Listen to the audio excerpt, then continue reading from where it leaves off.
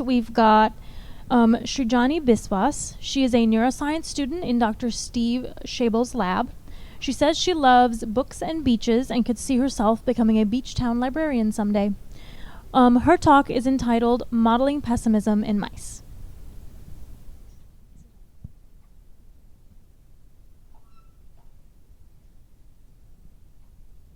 Imagine you've been hiking for an hour and you reach a crossroad. You can choose between the path on your right, where you see a sign for water and restrooms in a mile, or you can choose the path on your left, where you see potholes and poison ivy on the sides. Chances are you'll choose the path on the right because it looks safer and more comfortable. But what if someone was predisposed to think that both paths are dangerous, even if there was no reason apparent to believe that? This could increase their chances of choosing the more dangerous road, or they could be stressed out even as they took the safer road, and long-term stress can also be dangerous.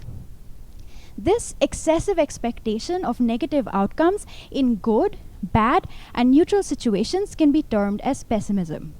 Over time, persistent pessimism can affect one's cognition, which in turn can affect quality of life. Incidentally, pessimism is common in people with depression, OCD, and sleep disorders. The goal of my thesis is to provide one piece of the puzzle in understanding what might be happening in the brain during pessimistic behavior. And to do that, I'm modeling pessimism in mice.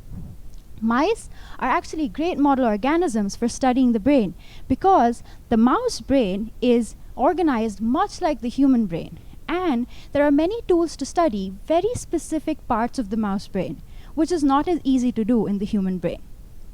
So, how do I model pessimism in mice? I place mice in a controlled environment where I have programmed certain tasks for them. They can get good, bad, and neutral situations, and I want to see how they react to these very different outcomes. I'm watching and comparing the behavior between two types of mice. One that has a normal genetic background, and two that has features of depression.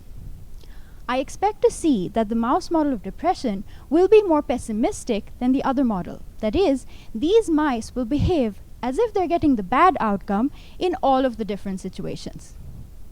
I'm also recording brain activity to see how the brain activity might be different between these two models of mice. Preliminary results show me that some brain regions that are important in encoding rewards and punishments are more active in the mouse model of depression. With these experiments, my hope is that with a better understanding of what's happening in the brain during pessimism, we will be one step closer to understanding and easing this debilitating behavior.